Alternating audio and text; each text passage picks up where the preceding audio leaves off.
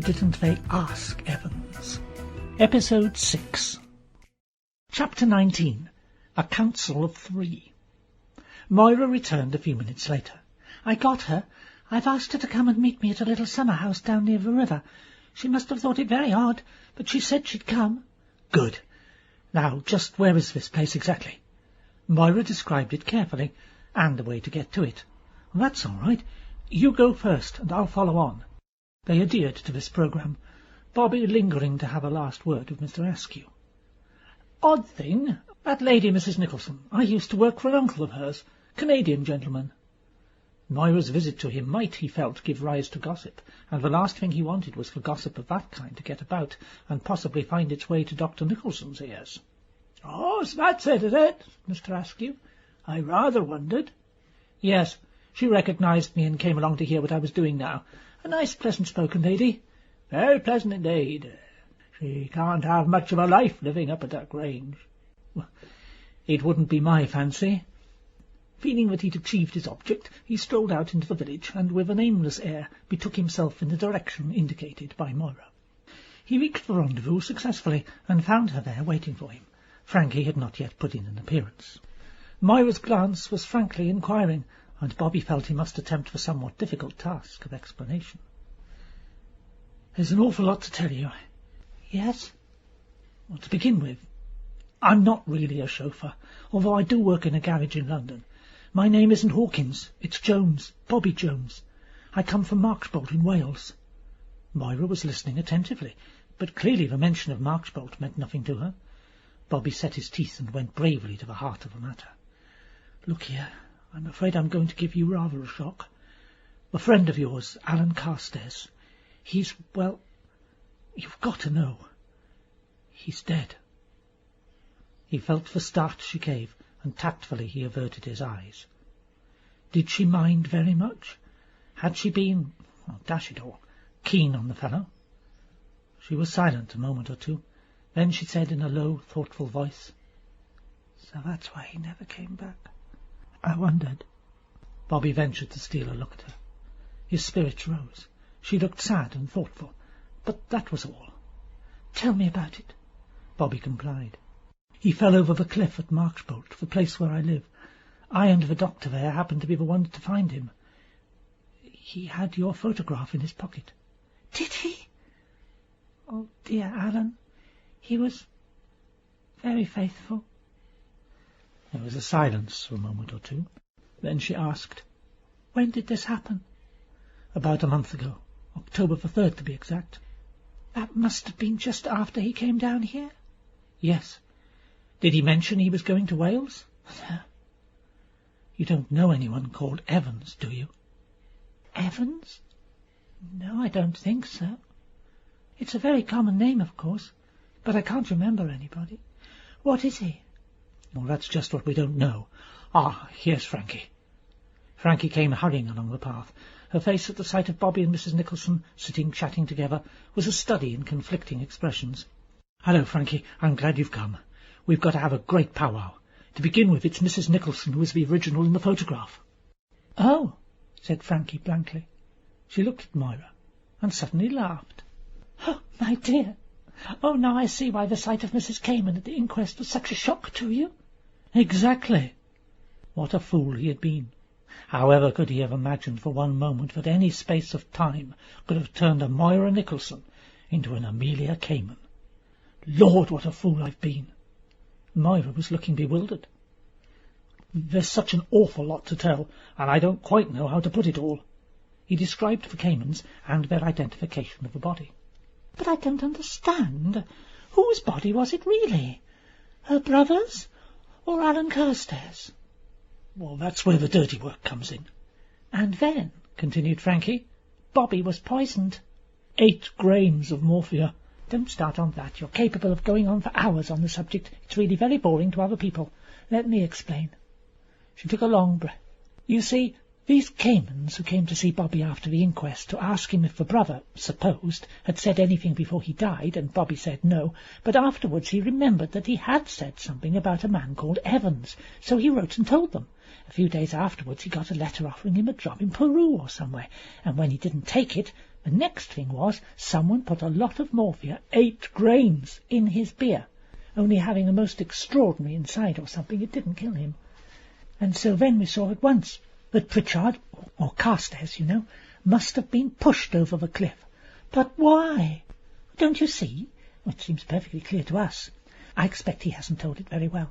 Anyway, we decided that he had been, and that Roger Bassington French had probably done it. Roger Bassington French? Moira spoke in tones of the liveliest amusement. Well, we worked it out that way. You see, he was there at the time, and your photograph disappeared, and he seemed to be the only man who could have taken it. Oh, I see. And then I happened to have an accident just here. It's an amazing coincidence, wasn't it? She looked hard at Bobby with an admonishing eye. So I telephoned to Bobby and suggested he should come down, pretending to be the chauffeur. We'd look into the matter. So you see how it was, said Bobby, accepting Frankie's own discreet departure from the truth. And the final climax was that last night I strolled into the grounds of the Grange and I ran straight into you, the original of a mysterious photograph. You recognized me very quickly.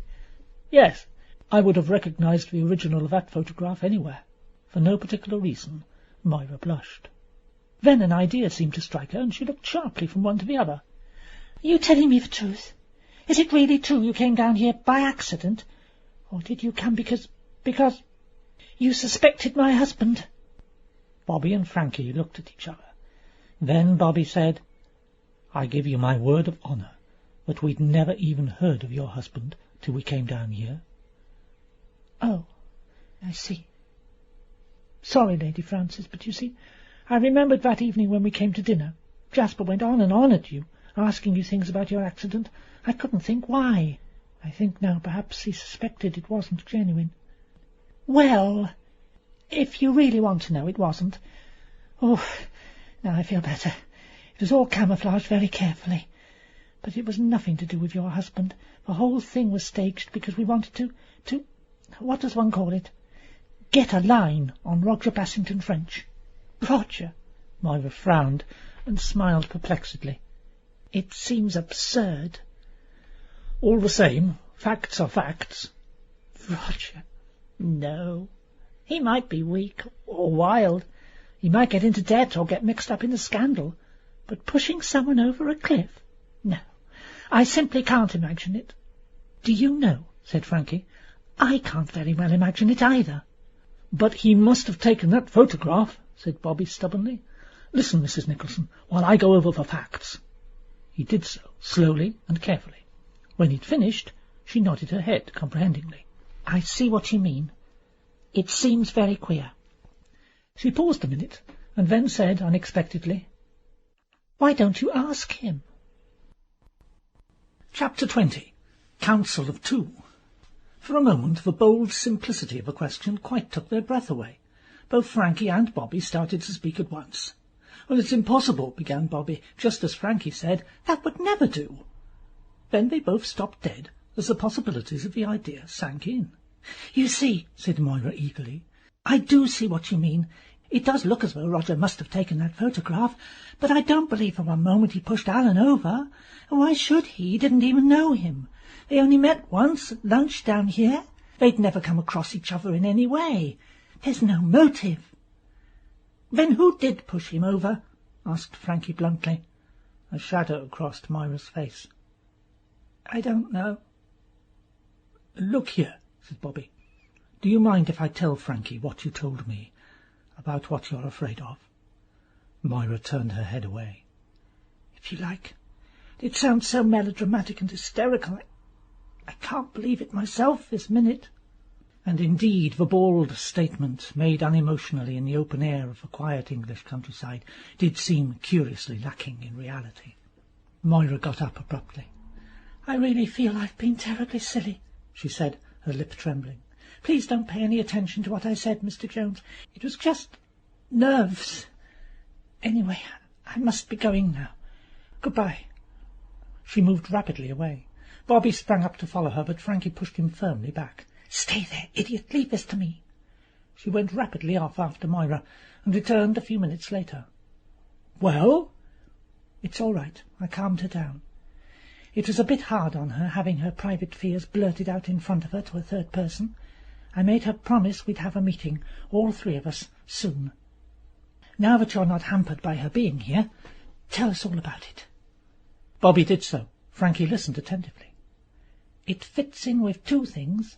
First of all, I came back just now to find Nicholson holding both Sylvia Bassington French's hands, and didn't he look daggers at me? If looks could kill, I feel sure he'd have made me a corpse then and there. What's the second thing?" "Just an incident. Sylvia described how Moira's photograph had made a great impression on some stranger who came to the house. Depend upon it, that was Carstairs. He recognised the photograph. Mrs. Bassington French tells him it's a portrait of a Mrs. Nicholson, and that explains how he came to find out where she was. But you know, Bobby, I don't see yet where Nicholson comes in. Why should he want to do away with Alan Carstairs?" "You think it was him, and not Bassington French? It's rather a coincidence if he and Bassington French should both be in Marksbolt on the same day." "Well, coincidences do happen. But if it was Nicholson, I don't yet see the motive. Was Carstairs on the track of Nicholson as the head of a dope gang? Or is your new lady friend the motive for the murder?" "It might be both. He may know that Carstairs and his wife had an interview, and he may have believed that his wife gave him away somehow." "Now, there's a possibility. But the first thing is to make sure about Roger Bassington French. The only thing we've got against him is the photograph business. If he can clear that up satisfactorily, you're going to tackle him on the subject. Frankie, is it wise? If he's the villain of the piece, as we decided he must be, it means we're going to show him our hand." "Not quite. Not the way I shall do it. After all, in every other way he's been perfectly straightforward and above board. We've taken that to be super cunning, but suppose it just happens to be innocence. If he can explain the photograph, and I shall be watching him when he does explain, and if there's the least sign of hesitation or guilt, I shall see it. As I say, if he can explain the photograph, then he may be a very valuable ally." "How do you mean, Frankie?" "My dear, your little friend may be an emotional scaremonger who likes to exaggerate. But supposing she isn't, that all she says is gospel truth, then her husband wants to get rid of her and marry Sylvia. Don't you realise that, in that case, Henry Bassington French is in mortal danger too? At all costs we've got to prevent him being sent to the Grange. And at present Roger Bassington French is on Nicholson's side." "Yes, good for you, Frankie. Go ahead with your plan." Frankie got up to go, but before departing she paused a moment. "Isn't it odd? We seem somehow to have got in between the covers of a book. We're in the middle of someone else's story. It's a frightfully queer feeling." "I know what you mean. There is something rather uncanny about it. I'd call it a play rather than a book. It's as though we've walked onto the stage in the middle of the second act, and we haven't really got parts in the play at all, but we have to pretend, and what makes it so frightfully hard is we haven't got the faintest idea what the first act was about." "I'm not even so sure it's the second act. I think it's more like the third.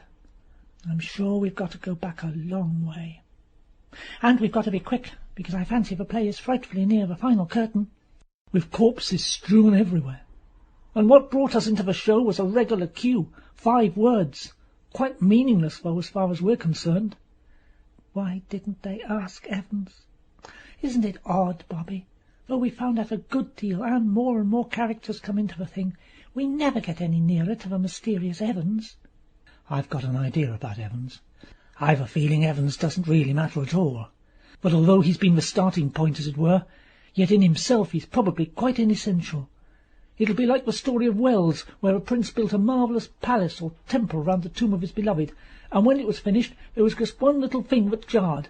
So he said, 'Take it away.' And the thing was actually the tomb itself." "Sometimes I don't believe there is an Evans." Saying which, she nodded to Bobby and retraced her steps towards the house. Chapter 21. Roger answers a question. Fortune favoured her, for she fell in with Roger not far from the house. "Hullo, you're back early from London?" "I wasn't in the mood for London." "Have you been to the house yet?" His face grew grave. "Nicholson, I find, has been telling Sylvia the truth about poor old Henry. Poor girl, she's taken it hard. It seems she had absolutely no suspicion." I know. They were both together in the library when I came in. She was very upset. Look here, Frankie. Henry has absolutely got to be cured. It isn't as though this drug habit has a real hold on him. He hasn't been taking it so very long, and he's got every incentive in the world to make him keen on being cured. Sylvia, Tommy, his home. He's got to be made to see the position clearly. Nicholson is just the man to put the thing through. He was talking to me the other day. He's had some amazing successes, even with people who've been slaves for years to the beastly stuff. If Henry will only consent to go to the Grange... Look here. There's something I want to ask you. Just a question. I hope you won't think I'm simply frightfully impertinent. What is it? Do you mind telling me if you took a photograph out of that man's pocket? The one who fell over the cliff at Marchbolt? She was studying him closely, watching every detail of his expression. She was satisfied with what she saw. Slight annoyance, a trace of embarrassment, no flash of guilt or dismay. Now, how on earth did you come to guess that? Or did Moira tell you?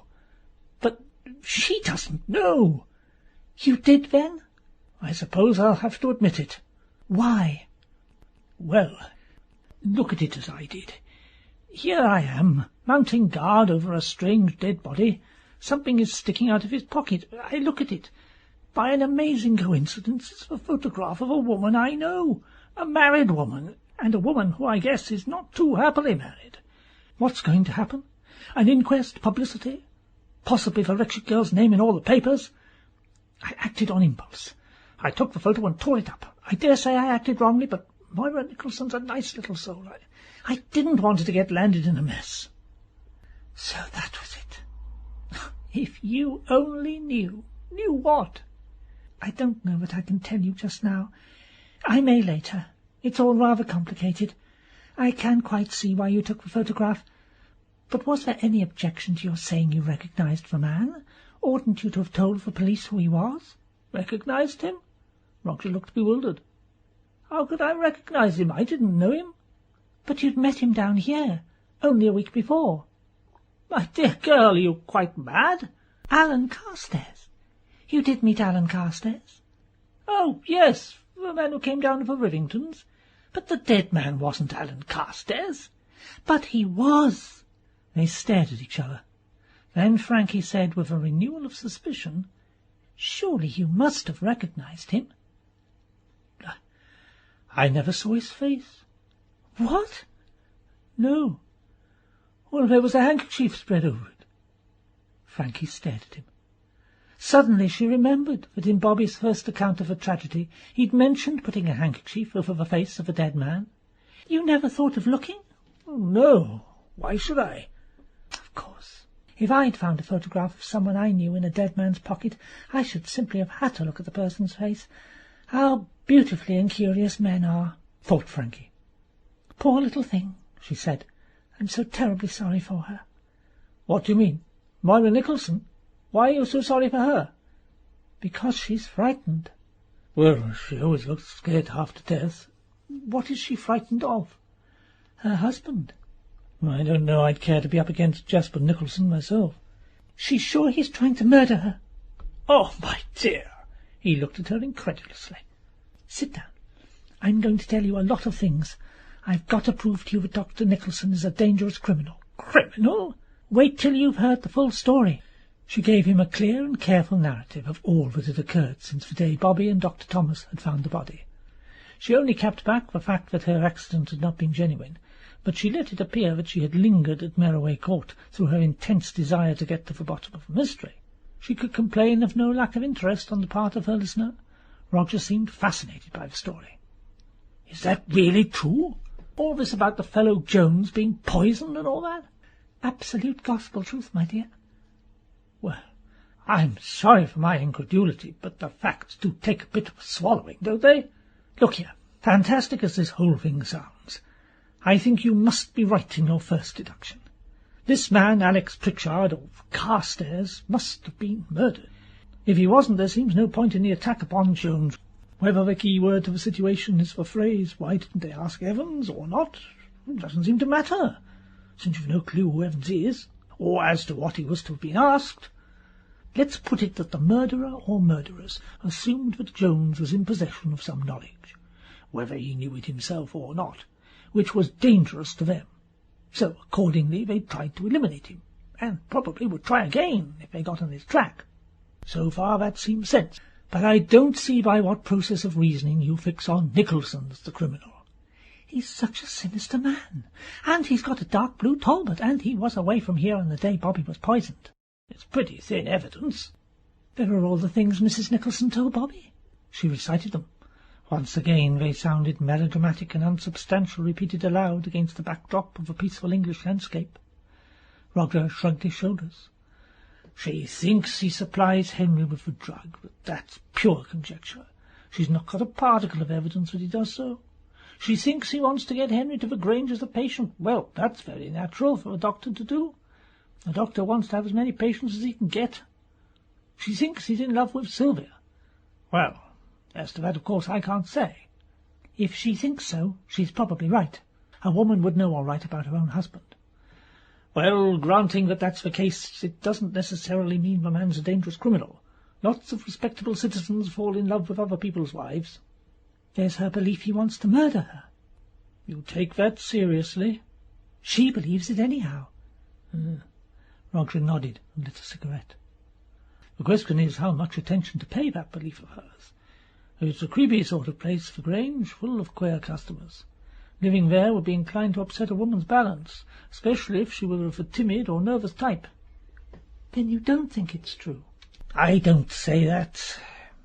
She probably believes quite honestly that he's trying to kill her, but is there any foundation in fact for it? It doesn't seem to be. Frankie remembered with curious clearness Moira saying, "It's just nerves." And somehow the mere fact that she'd said that seemed to Frankie to point to the fact that it was not nerves. But she found it difficult to know how to explain that to Roger. Meanwhile the young man was going on. Mind you, if you could show that Nicholson had been in Marchbolt on the day of the Cliff tragedy, that would be very different. Or if we could find any definite motive linking him with Carstairs. But it seems to me you're ignoring the real suspects. What real suspects? Well, the what-do-you-call-ems. Caymans. Caymans? Yeah, that's it. Now, they are absolutely in it up to the hilt. First there's the false identification of the body. Then there is their insistence on the point of whether the poor fellow said anything before he died. And I think it's logical to assume, as you did, that the Buenos Aires offer came from them, or was arranged for by them. It's a bit annoying to have the most strenuous efforts made to get you out of the way because you know something, and not to know yourself what the something you know is. Bother, what a mess one gets into with words. Yes. Oh, that was a mistake on their part. A mistake that is going to take them all their time to remedy. Oh, I've just thought of something. Up to now, you see, I've been assuming the photograph of Mrs. Cayman was substituted for the one of Moira Nicholson. I can assure you that I have never treasured the likeness of a Mrs. Cayman against my heart. She sounds a most repulsive creature. She was. Well, she was handsome in a way, a sort of bold, coarse, vampish way. But the point is this. Carstairs must have had her photograph on him as well as Mrs. Nicholson's. And you think... I think one was love and the other was business. Carstairs was carrying about the Cayman's photograph for a reason. He wanted it identified by somebody, perhaps. What happens? Someone, the male Cayman perhaps, is following him, sees a good opportunity, steals up behind him in the mist, and gives him a shove. Carstairs goes over the cliff with a startled cry. Male Cayman makes off as fast as he can. He doesn't know who may be about. We'll say that he doesn't know that Alan Carstairs is carrying about that photograph. So what happens next? The photograph is published. Consternation in the Cayman menage.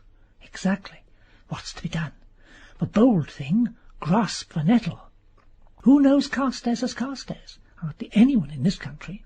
So down goes Mrs. Cayman, weeping crocodile tears, and recognizing body as that of a convenient brother. They also do a little hocus-pocus of posting parcels to bolster up the walking tour theory. No, Frankie, I think that's positively brilliant. I think it's pretty good myself. And you're quite right. We ought to get busy on the track of the Caymans. I can't think why we haven't done so before. This was not quite true, since Frankie knew quite well the reason. Namely, they'd been on the track of Roger Bassington French. However, she felt it would be tactless at this stage to reveal the fact. What are we going to do about Mrs. Nicholson? What do you mean, do about her? Well, the poor thing is terrified to death. I do think you're callous about her, Roger. I'm not really, but people who can't help themselves always irritate me. Oh, be fair. What can she do? She's no money and nowhere to go. Roger said unexpectedly, "If you were in her place, Frankie, you'd find something to do." Oh! Frankie was rather taken aback. "Yes, you would. If you really thought somebody was trying to murder you, you wouldn't just stay there tamely waiting to be murdered. You'd run away, make a living somehow, or you'd murder the other person first. You'd do something." Frankie tried to think what she would do. "I'd certainly do something," she said thoughtfully. "The truth of the matter is that you've got guts and she hasn't." Frankie felt complimented. Moira Nicholson was not really the type of woman she admired, and she'd also felt just slightly ruffled by Bobby's absorption in her. Bobby, she thought to herself, likes them helpless, and she remembered the curious fascination that the photograph had had for him from the start of the affair. "Oh, well," thought Frankie, "at any rate Roger's different." Roger, it was clear, did not like them helpless. Moira, on the other hand, clearly did not think very much of Roger. She'd called him weak, and had scouted the possibility of his having the guts to murder anybody. He was weak, perhaps, but undeniably he had charm. She'd felt this from the first moment of arriving at Merroway Court. Roger said quietly, "If you liked Frankie, you could make anything you chose of a man." Frankie felt a sudden little thrill, and at the same time an acute embarrassment. She changed the subject hastily. "About your brother. Do you still think he should go to the Grange?" Chapter 22. Another Victim. "No," said Roger, "I don't. After all, there are heaps of other places where he can be treated. The really important thing is to get Henry to agree." "Do you think that will be difficult?" "I'm afraid it may be. You heard him the other night. On the other hand, if we just catch him in the repentant mood, well, that could be very different. Hello, here comes Sylvia." Mrs. Bassington French emerged from the house and looked about her. Then, seeing Roger and Frankie, she walked across the grass towards them. They could see she was looking terribly worried and strained. "Roger," she began, "I've been looking for you everywhere." Then, as Frankie made a movement to leave them, "No, my dear, don't go. Of what use are concealments? In any case, I think you know all there is to know. You've suspected this business for some time, haven't you?" Frankie nodded. "Well, I've been blind. Both of you saw what I never even suspected. I only wondered why Henry had changed so to all of us. It made me very unhappy. But I never suspected the reason." She paused, then went on again with a slight change of tone.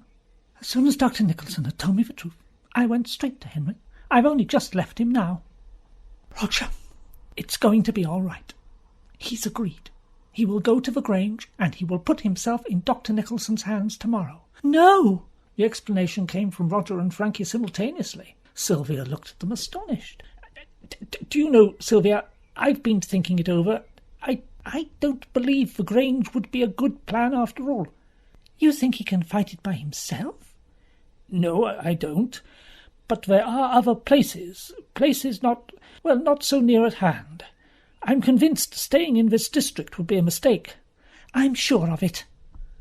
"Well, I don't agree. I couldn't bear him to go away somewhere. And Dr. Nicholson's been very kind and understanding.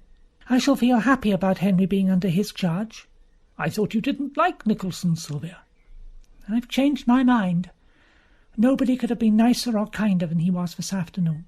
My silly prejudice against him has quite vanished." There was a moment's silence. The position was awkward. Neither Roger nor Sylvia knew quite what to say next. "Poor Henry," said Sylvia. "He broke down. He was terribly upset at my knowing. He agreed he must fight this awful craving for my sake and Tommy's. But he said I hadn't a conception of what it meant. I suppose I haven't, for Dr. Nicholson explained very fully. It becomes a kind of obsession. People aren't responsible for their actions, so he said. Oh, Roger, it does seem so awful. But Dr. Nicholson was really kind, and I trust him." "All the same, I think it would be better—" Sylvia turned on him. "I don't understand you, Roger. Why have you changed your mind? Half an hour ago you were all for Henry going to the Grange." "Yes, well, I've had time to think matters over since." "Anyway, I've made up my mind. Henry shall go to the Grange and nowhere else." They confronted her in silence. Then Roger said, "You know, I think I'll ring up Nicholson. He'll be home now. I'd like to have a talk with him about matters." Without waiting for her reply, he turned away and went rapidly into the house. The two women stood looking after him. "I cannot understand Roger. About a quarter of an hour ago he was positively urging me to arrange for Henry to go to the Grange." "All the same," said Frankie, "I agree with him. I'm sure I've read somewhere that people ought always to go for a cure somewhere far away from their homes." "Well, I think that's just nonsense." Frankie felt in a dilemma. Sylvia's unexpected obstinacy was making things difficult, and also she seemed suddenly to have become as violently pro-Nicholson as she formerly had been against him. It was very hard to know what arguments to use. Frankie considered telling the whole story to Sylvia, but would Sylvia believe it? Even Roger had not been very impressed by the theory of Dr. Nicholson's guilt. Sylvia, with her newfound partisanship where the doctor was concerned, would probably be even less so. She might even go and repeat the whole thing to him. It was certainly difficult. An aeroplane passed low overhead in the gathering dusk, filling the air with its loud beat of engines. Both Sylvia and Frankie stared up at it, glad of the respite it afforded, since neither of them quite knew what to say next. It gave Frankie time to collect her thoughts, and Sylvia time to recover from her fit of sudden anger. As the aeroplane disappeared over the trees and its roar receded into the distance, Sylvia turned abruptly to Frankie. "It's been so awful," she said brokenly. "And you all seem to want to send Henry far away from me." No, said Frankie. "It wasn't that at all." She cast about for a minute. "It was only that I thought he ought to have the best treatment, and I do think Dr. Nicholson is rather a quack." "I don't believe it. I think he's a very clever man and just the kind of man Henry needs." She looked defiantly at Frankie. Frankie marvelled at the hold Dr. Nicholson had acquired over her in such a short time. All her former distrust of the man seemed to have vanished completely. At a loss what to do next, Frankie relapsed into silence. Presently Roger came out again from the house. He seemed slightly breathless. "Nicholson isn't in yet. I left a message." "I don't see why you want to talk to Dr. Nicholson so urgently. You suggested this plan, and it's all arranged, and Henry has consented." "I think I've some say in the matter, Sylvia. After all, I'm Henry's brother." "You suggested the plan yourself." "Yes, but I've heard a few things about Nicholson since." "What things?" "I don't believe you." She bit her lip, turned away, and plunged into the house. Roger looked at Frankie. "This is a bit awkward." "Very awkward indeed." "Once Sylvia's made up her mind, she can be as obstinate as the devil. What are we going to do?" They sat down again on the garden seat and went into the matter carefully. Roger agreed with Frankie that to tell the whole story to Sylvia would be a mistake. The best plan, in his opinion, would be to tackle the doctor. "But what are you going to say exactly?" "Well, I don't know that I shall say much, but I shall hint a good deal. At any rate, I agree with you about one thing. Henry must not go to the Grange. Even if we come right out into the open, we've got to stop that." "We give the whole show away if we do." "I know. That's why we've got to try everything else first." Oh, curse Sylvia! Why must she turn obstinate just at this minute? It shows the power of the man. "Yes, you know, it inclines me to believe, evidence or no evidence, that you may well be right about him after all." "What's that?" They both sprang up. "It sounded like a shot. From the house." They looked at each other, then raced towards the building. They went in by the French window of the drawing-room and passed through into the hall. Sylvia Bassington-French was standing there, her face as white as paper. "Did you hear? It was a shot. From Henry's study." She swayed. Roger put out an arm round her to steady her. Frankie went to the study door and turned the handle. "It's locked." "The window." Roger deposited Sylvia, who was in a half-fainting condition, on a convenient settee, and raced out again through the drawing-room, Frankie on his heels. They went round the house till they came to the study window. It was closed, but they put their faces close to the glass and peered in. The sun was setting, there was not much light, but they could see plainly enough. Henry Bassington French was lying sprawled out across his desk. There was a bullet wound plainly visible in the temple, and a revolver lay on the floor, where it had dropped from his hand. "He's shot himself," said Frankie. "How ghastly!" "Stand back a little. I'm going to break the window." Roger wrapped his hand in his coat and struck the pane of glass a heavy blow that shattered it. He picked out the pieces carefully. Then he and Frankie stepped into the room. As they did so, Mrs. Bassington French and Dr. Nicholson came hurrying along the terrace. "Here's the doctor. He's just come. Has anything happened to Henry?" They saw the sprawling figure and uttered a cry. Roger stepped quickly out again through the window, and Dr. Nicholson thrust Sylvia into his arms. "Take her away. Look after her. Give her some brandy if she'll take it. Don't let her see more than you can help." He himself stepped through the window and joined Frankie. He shook his head slowly. "This is a tragic business. Poor fellow. So he felt he couldn't face the music. Too bad. Too bad." He went over to the body, then straightened himself up again. "Nothing to be done. Death must have been instantaneous. I wonder if he wrote something first. He usually do." Frankie advanced till she stood beside him. A piece of paper with a few scrawled words on it, evidently freshly written, lay at Bassington French's elbow. Their purport was clear enough. "I feel this is the best way out. This fatal habit has taken too great a hold on me to fight it now. Want to do the best I can for Sylvia and Tommy. God bless you both, my dears. Forgive me." Frankie felt a lump rise in her throat. "We mustn't touch anything. There will have to be an inquest, of course. We must ring up the police." In obedience to his gesture, Frankie went towards the door. Then she stopped. "The key is not in the lock." "Oh? Perhaps it's in his pocket." He knelt down, investigating delicately. From the dead man's coat pocket, he drew out a key. He tried it in the lock, and it fitted. Together they passed out into the hall. Dr. Nicholson went straight to the telephone. Frankie, her knees shaking under her, felt suddenly sick. Chapter 23. Moira Disappears. Frankie rang up Bobby about an hour later. "Is that Hawkins?" "Hello, Bobby. Have you heard what has happened?" "You have. Quick, we must meet somewhere. Early tomorrow morning would be best, I think.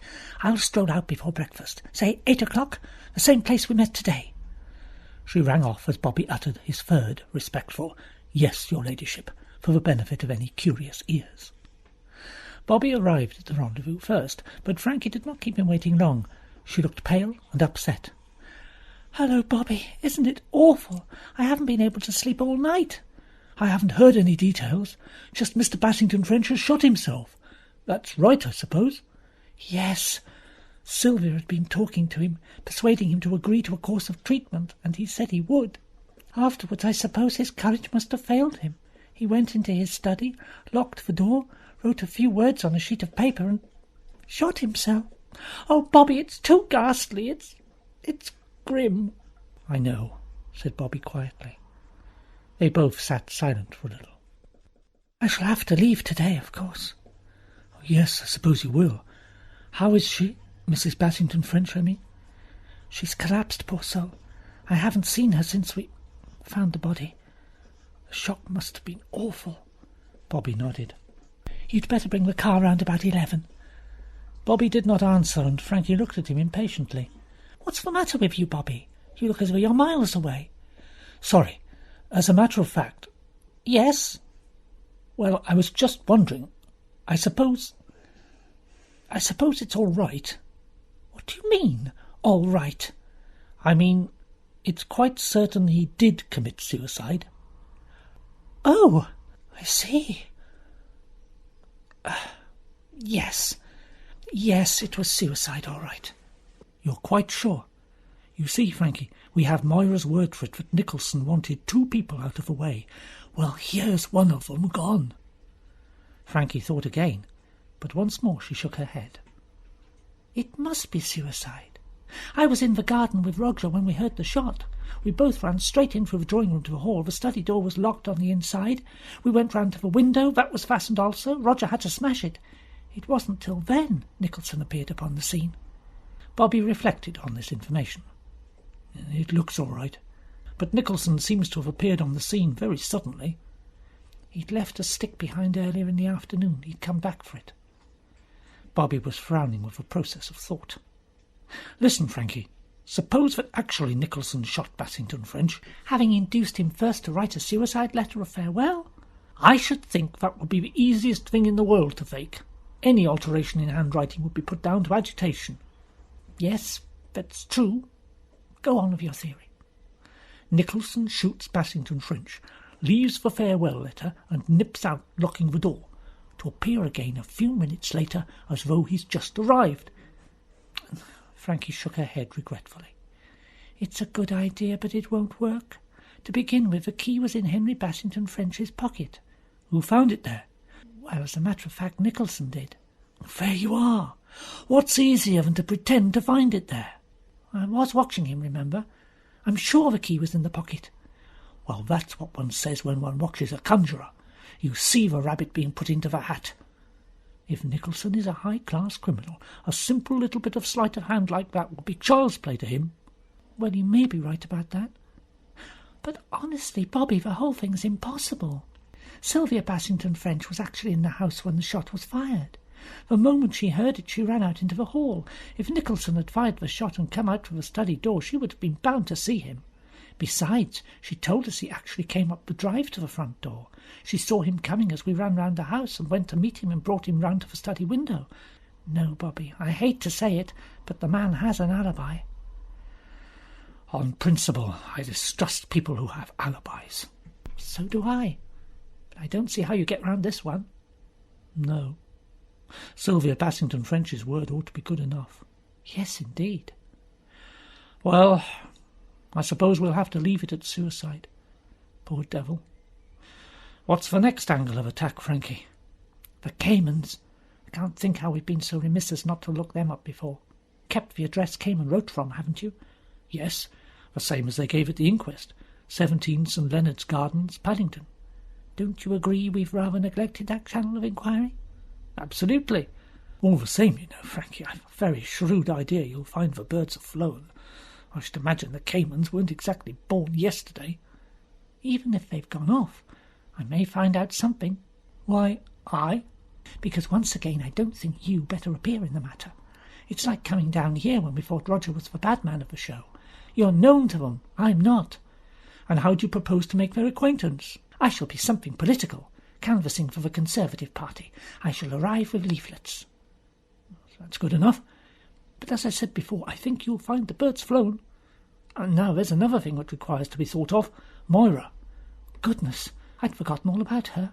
So I noticed, said Bobby, with a trace of coldness in his manner. The strange, haunting face came up before his eyes. There was something tragic about it. He'd always felt that from the first moment when he'd taken the photograph from Alan Carstairs' pocket. If you'd seen her that night when I first went to the Grange, she was crazy with fear. And I tell you, Frankie, she's right. It's not nerves or imagination or anything like that. I've a feeling that Moira's life is hanging by a hair and that any delay may be fatal. If Nicholson wants to marry Sylvia Bassington French, 2 obstacles have got to go. One's gone. I've a feeling Moira's life is hanging by a hair, and any delay may be fatal. Frankie was sobered by the earnestness of his words. My dear, you're right. We must act quickly. What shall we do? We must persuade her to leave the Grange at once. Yes. I tell you what. She'd better go down to Wales, to the castle. Heaven knows she ought to be safe enough there. You can fix that, Frankie. Nothing could be better. Well, it's simple enough. Father never notices who goes or comes. He'll like Moira. Nearly any man would. She's so feminine. It's extraordinary how men like helpless women.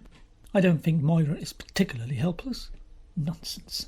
She's like a little bird that sits down and waits to be eaten by a snake without doing anything about it. What could she do? Heaps of things. Well, I don't see it. She's got no money, no friends. My dear, don't drone on as though you were recommending a case to the Girls' Friendly Society. Sorry. Well, as you were. I think we'd better get on to this business as soon as possible. So do I. Really, Frankie, it's awfully decent of you. That's all right. I don't mind befriending the girl, so long as you don't drivel on about her as though she had no hands or feet or tongue or brains. I simply don't know what you mean. Well, we needn't talk about it. Now, my idea is that whatever we are going to do, we had better do it quickly. Is that a quotation? It's a paraphrase of one. Go on, Lady Macbeth.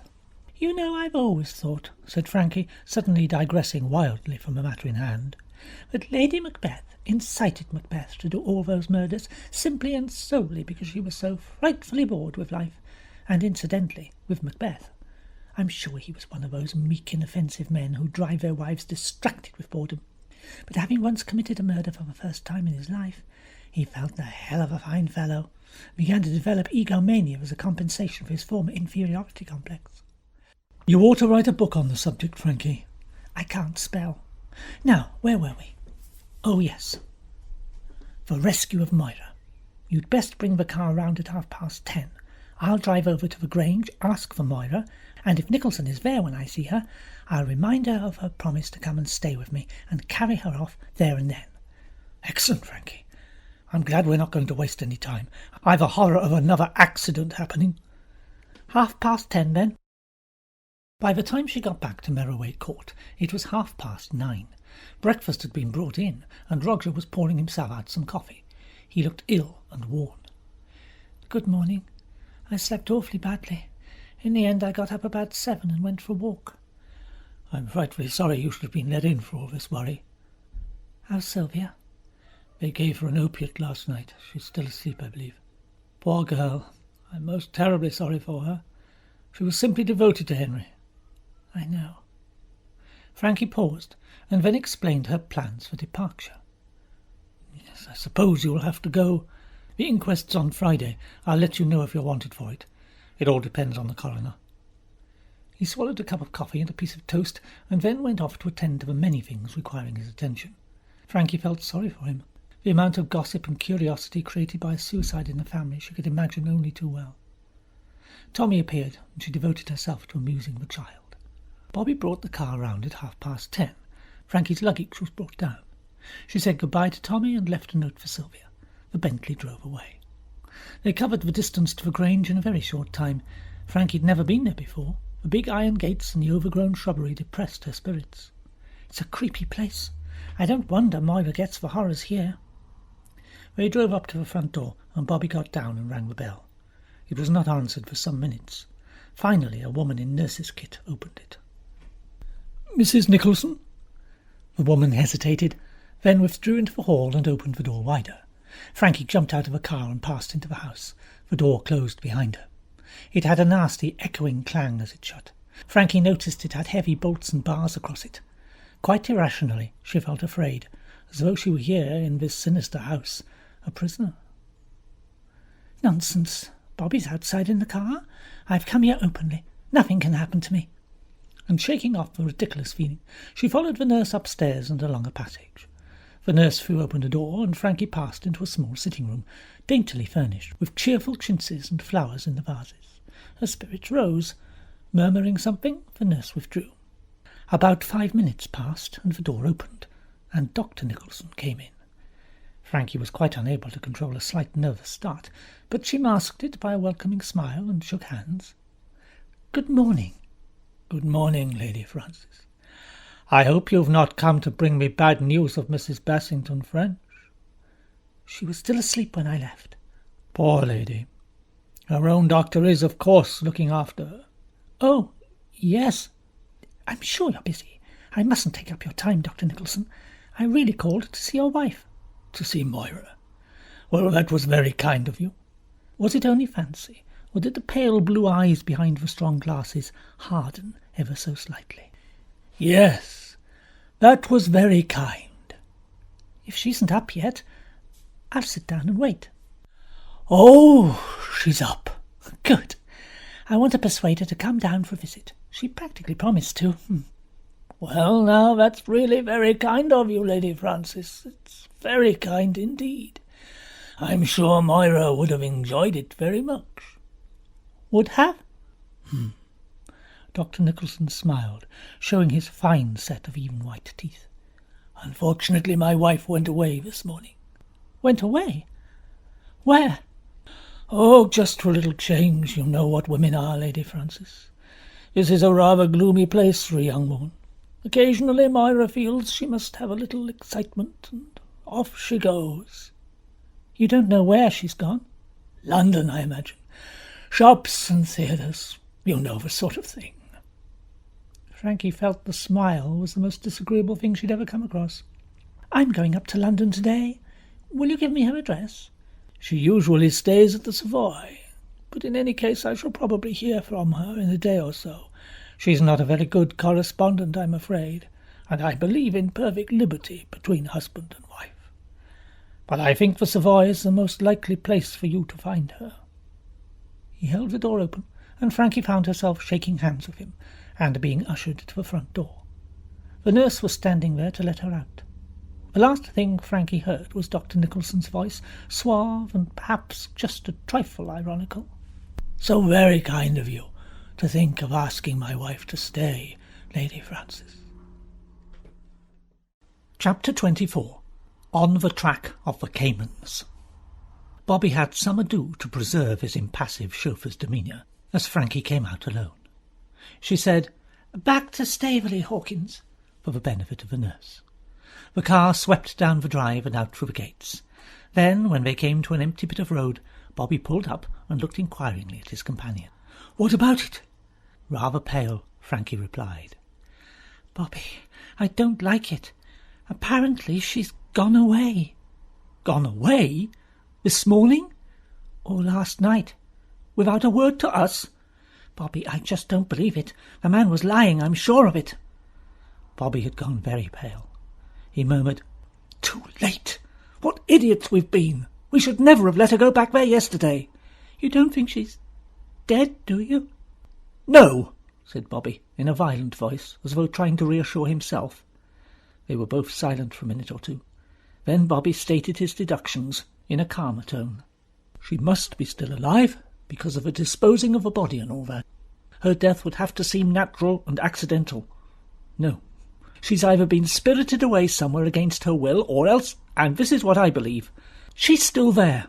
"At the Grange?" "At the Grange. Well, what are we going to do?"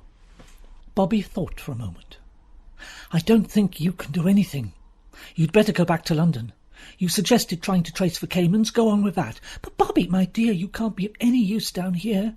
You're known, very well known by now, and you've announced that you're going, so what can you do? You can't stay on at Merroway, and you can't come and stay at the Angler's Arms. You'd set every tongue in the neighbourhood wagging. No, you must go. Nicholson may suspect, but he can't be sure you know anything.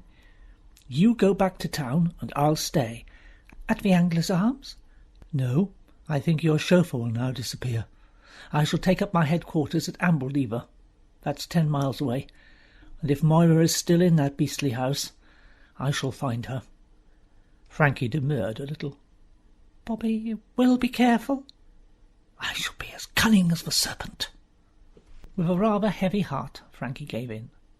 What Bobby said was certainly sensible enough. She herself could do no further good down here. Bobby drove her back to town, and Frankie, letting herself into the Brook Street house, felt suddenly forlorn. She was not one, however, to let the grass grow under her feet. At 3 o'clock that afternoon, a fashionably but soberly dressed young lady with pince-nez and an earnest frown might have been seen approaching St. Leonard's Gardens, a sheaf of pamphlets and papers in her hand. St. Leonard's Gardens, Paddington, was a distinctly gloomy collection of houses, most of them in a somewhat dilapidated condition. The place had a general air of having seen better days a long time ago. Frankie walked along, looking at the numbers. Suddenly she came to a halt with a grimace of vexation. Number 17 had a board up, announcing it was to be sold or let unfurnished. Frankie immediately removed the pince-nez and the earnest air. It seemed that the political canvasser would not be required. The names of several house agents were given. Frankie selected 2 and wrote them down. Then, having determined on her plan of campaign, she proceeded to put it into action. The first agents were Messrs. Gordon and Porter of Praed Street. "Good morning," said Frankie. "I wonder if you can give me the address of a Mr. Cayman. He was, until recently, at 17 St. Leonard's Gardens." "That's right," said the young man to whom Frankie had addressed herself. "Only a very short timer, wasn't he? We act for the owners, you see. Mr. Cayman took it on a quarterly tenancy, as he might have to take up a post abroad at any moment. I believe he's actually done so." "Then you haven't got his address?" "I'm afraid not. He settled up with us, and that was all." But he must have left an address originally when he took the house. A hotel, I think it was. The GWR, Paddington Station, you know. References? He paid the quarter's rent in advance, and a deposit to cover the electric light and gas. Oh. She saw the young man looking rather curiously at her. House agents are adepts at summing up a class of client. He obviously found Frankie's interest in the Caymans rather unexpected. "He owes me a good deal of money," said Frankie mendaciously. The young man's face immediately assumed a shocked expression. Thoroughly sympathetic with beauty in distress, he hunted up files of correspondence and did all he could, but no trace of Mr. Cayman's present or late abode could be found. Frankie thanked him and departed. She took a taxi to the next firm of house agents. She wasted no time in repeating the process. The first agents were the ones who had let Cayman the house. These people would be merely concerned to let it again on behalf of the owner. Frankie asked for an order to view. This time, to counteract the expression of surprise that she saw appear on the clerk's face, she explained that she wanted a cheap property to open as a hostel for girls. The surprised expression disappeared, and Frankie emerged with the key of 17 Leonard's Gardens, the keys of 2 more properties which she had no wish to see, and an order to view yet a 4th. It was a bit of luck, Frankie thought, that the clerk had not wished to accompany her, but perhaps they only did that when it was a question of a furnished tenancy. The musty smell of a closed-up house assailed Frankie's nostrils as she unlocked and pushed open the door of number 17. It was an unappetizing house, cheaply decorated and with blistered, dirty paint. Frankie went over it methodically from garret to basement.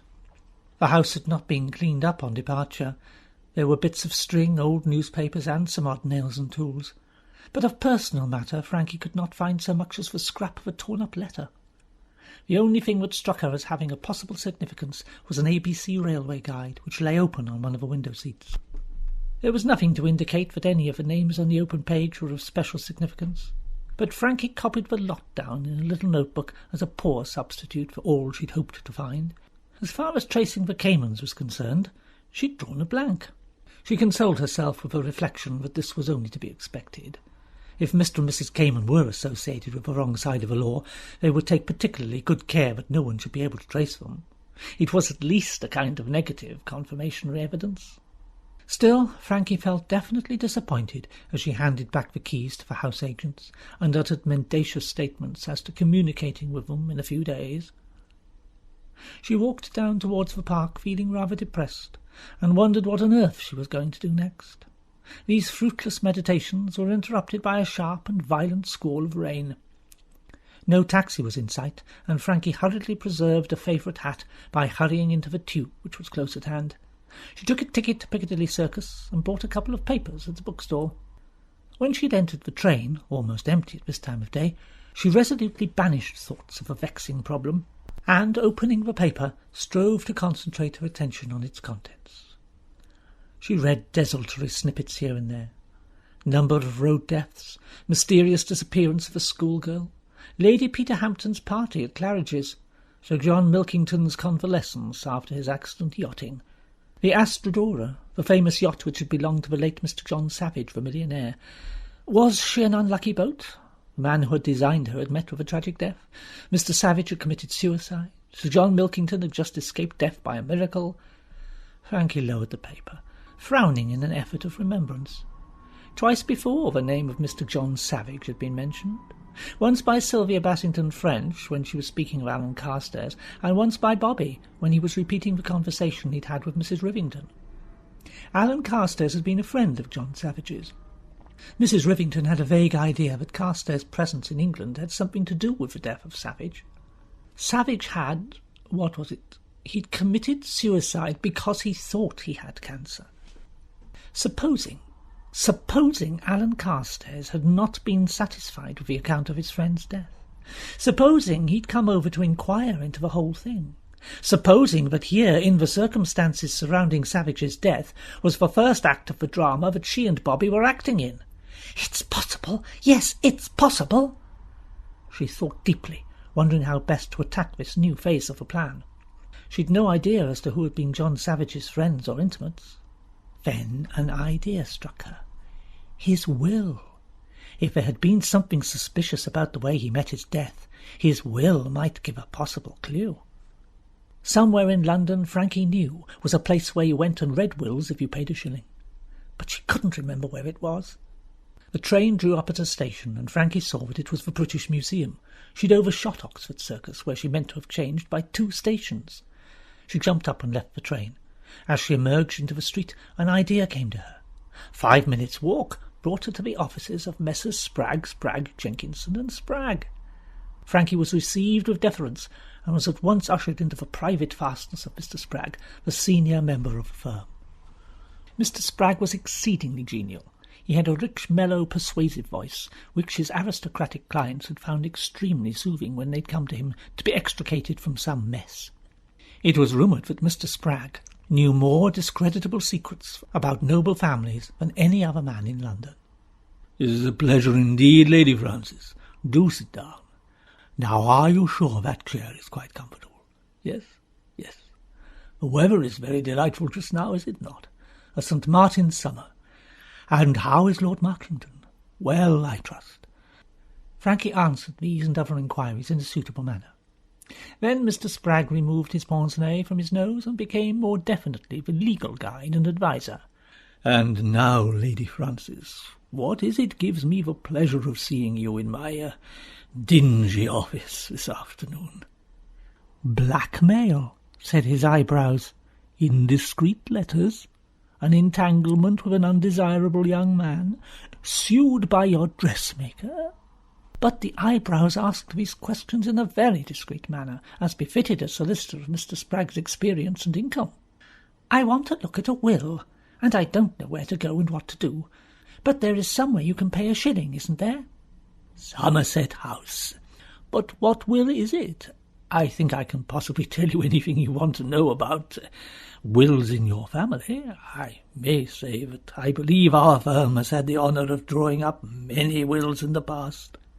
"It isn't a family will." "No?" And so strong was the almost hypnotic power of drawing confidences out of his clients that Frankie, who had not meant to do so, succumbed to the manner and told him. "I want to see the will of Mr. Savage, John Savage." "Indeed?" A very real astonishment showed in Mr. Spragg's voice. He had not expected this. "Ah, that is very extraordinary. Very extraordinary indeed." There was something so unusual in his voice that Frankie looked at him in surprise. Really, I do not know what to do. Perhaps, Lady Frances, you could give me your reasons for wanting to see that will?" "No, I'm afraid I can't." "Ah." It struck her that Mr. Spragg was, for some reason, behaving quite unlike his usual benign, omniscient self. He looked actually worried. "I believe that I ought to warn you." "Warn me?" "Yes.